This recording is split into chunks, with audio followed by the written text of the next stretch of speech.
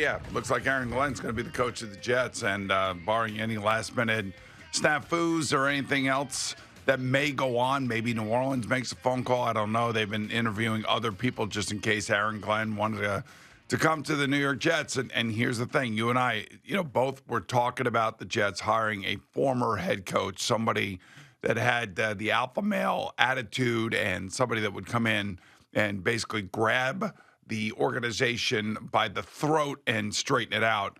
I don't know if Aaron Glenn has that. A former teammate, I'm happy for him. I've said probably 1,000 times during this hiring cycle that I had hoped that he got a job, that he deserved the job.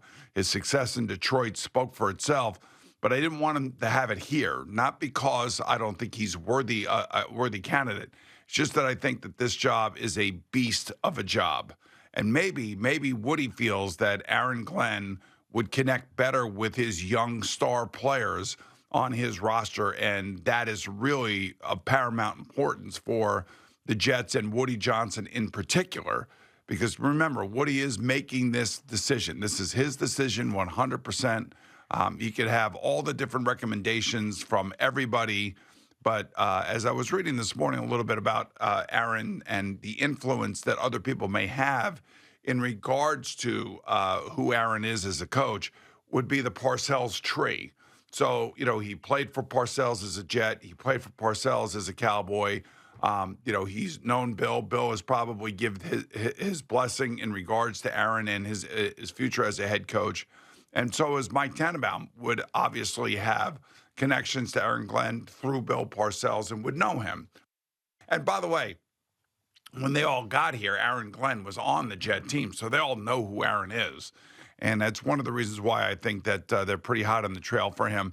But again, the thing that worries me, and I think it worries you, and I don't want to put words in your mouth, is just the inexperience as a head coach and everything that goes into it for this particular franchise at this particular time. Yeah, and that's exactly what we've been saying. I agree. I think Aaron Glenn could be a really good coach somewhere else.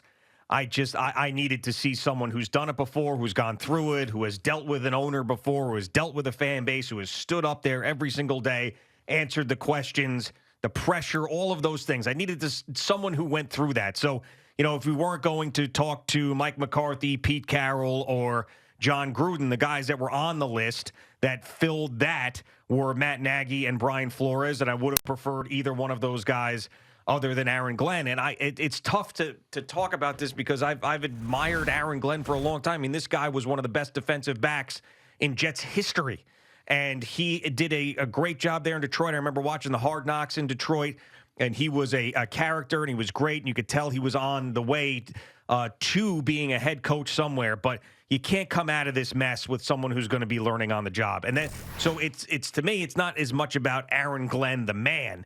It's about Aaron Glenn's experience and lack thereof when it comes to being a head coach. So that's really the only knock against him right now. I mean, at the end of the day, he's one of these assistant coaches, former players who has ascended through the ranks, and this is exactly what the NFL wants.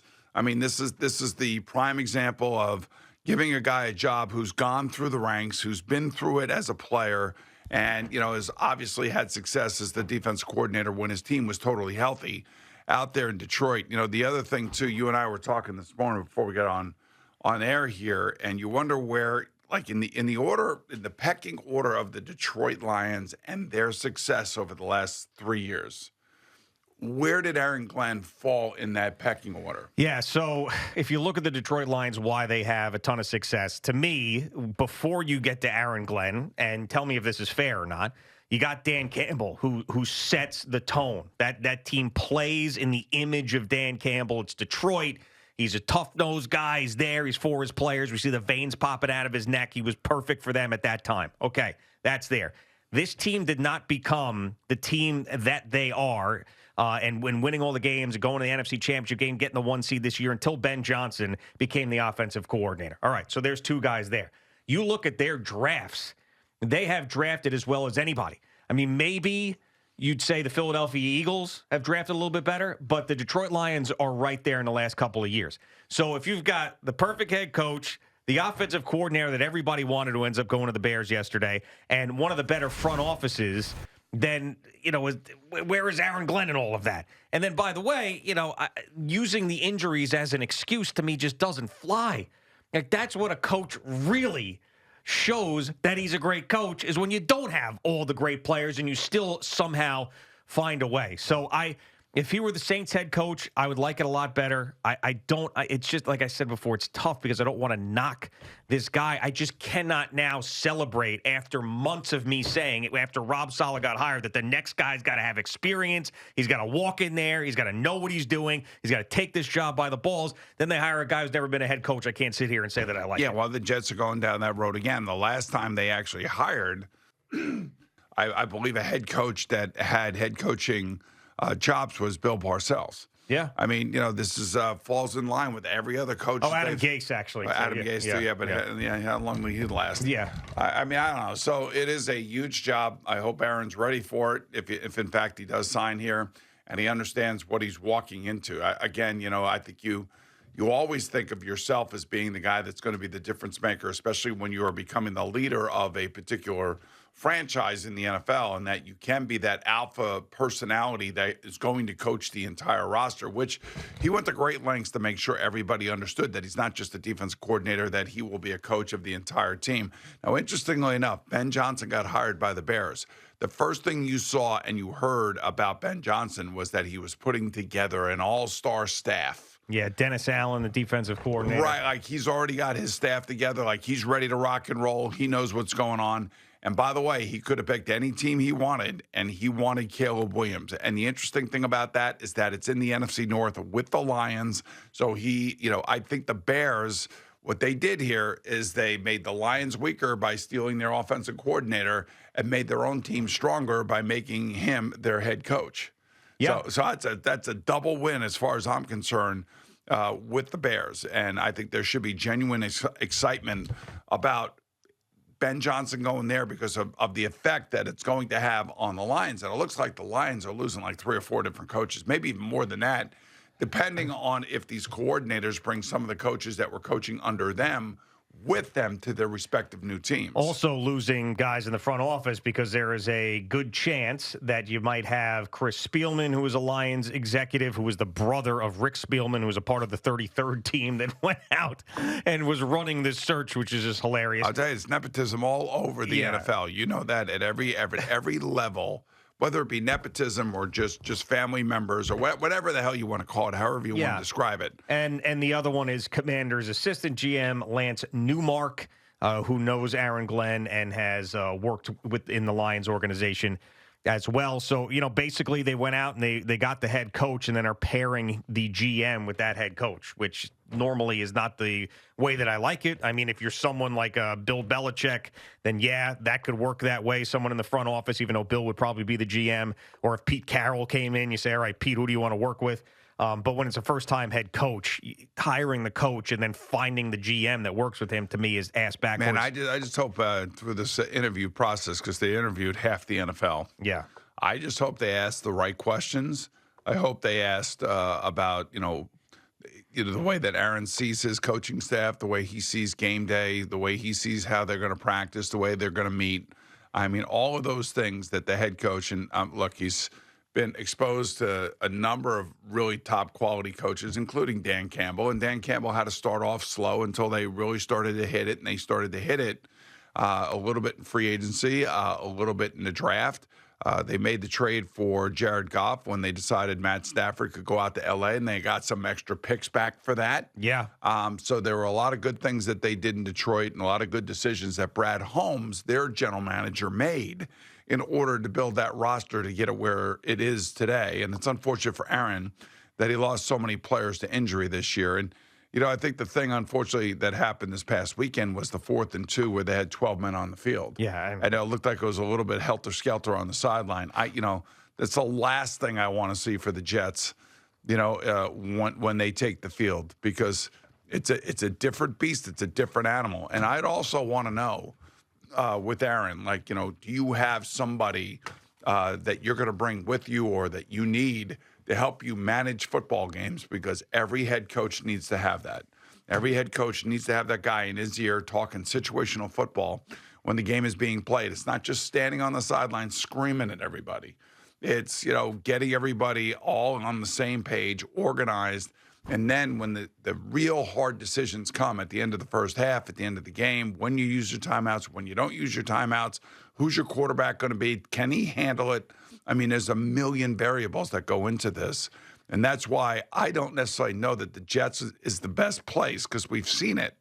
It's not the best place for a inexperienced head coach. Yeah. I mean, and this is, it's amazing all of the drastic things that Woody Johnson did this year because it didn't work out. Firing Rob Saleh so early in the season, firing Joe Douglas, getting that deal done with Hassan Reddick, all of these things. And it didn't work out.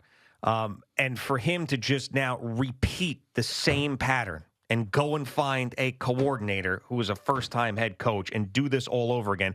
Defensive, by the way. Now, I'm not saying that you can't succeed with a defensive head coach. You've seen others succeed, but a lot of those times, those guys like Sean McDermott have an all-world quarterback that are basically carrying them.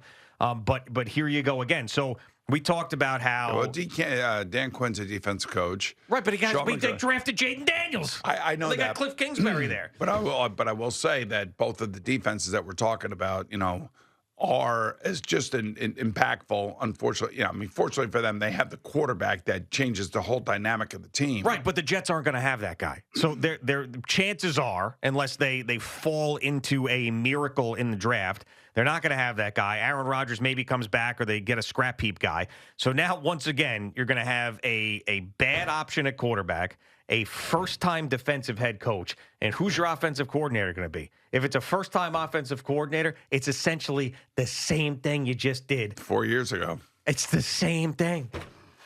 I mean, and I know there's different people, and Rob Saleh is an Aaron Glenn, but it didn't work. And it's just amazing to me that they don't see it the way that most people see it.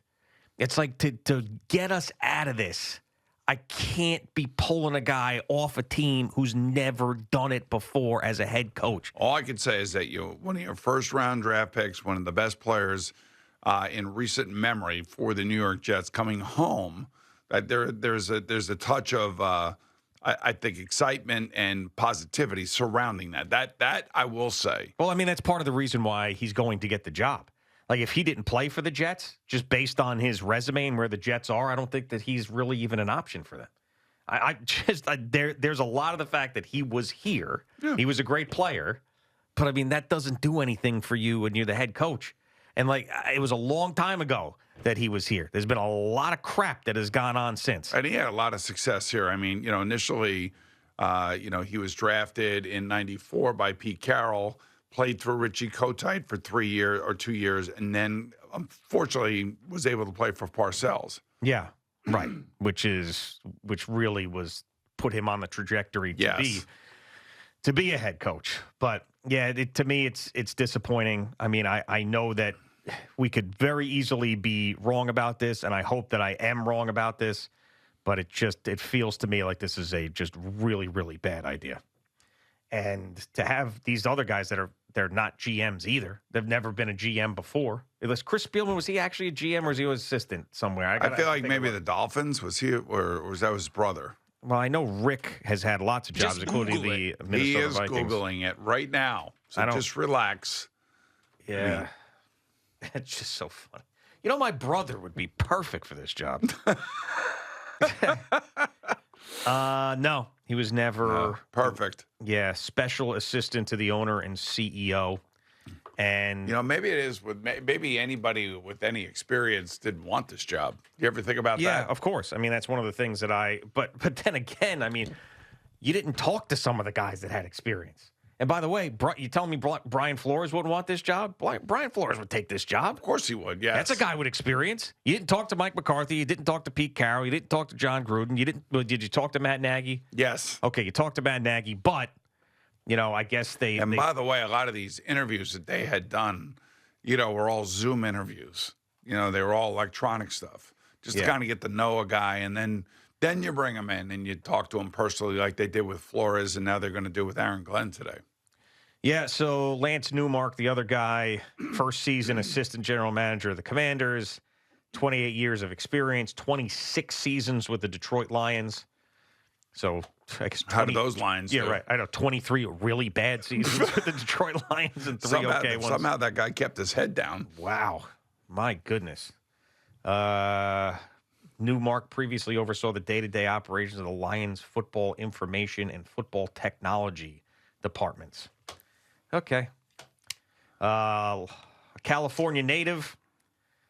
Played wide receiver for 2 years at San Diego Mesa College before transferring to San Diego. So perfect. We got another guy get as far away as humanly possible from Florham Park and New York City and all that stuff, and then suck him out of there and spit him out here and see how it goes. I mean, I know he was in Detroit for a while. Yes. So he knows losing, but it's just. Well, let's just hope that if it does happen, that at least we can give a couple months of a honeymoon. Can we at least do that? I can't. I'm sorry, I can't. I can't, because to me that would be completely hypocritical and going against everything I've said. I can't. For a month, the second that Rob Saleh was fired, I said, you got to have a guy with experience. You got to have someone come in here who's going to be the man. Buck stops here. You can't be a first-time head coach who's a coordinator. Can't do that. Can't do it again. Can't do it again. Then they're going to do it, and I'm going to give him a honeymoon period? No. I think they screwed up. It's not about Aaron Glenn. It's not about him as a man. And if he were hired as a Saints head coach, I'd be like, all right, perfect. Good. Knows that organization. Jacksonville. I would say good. It's just this particular job with the Jets. It's a beast. At this time in their history, can't happen.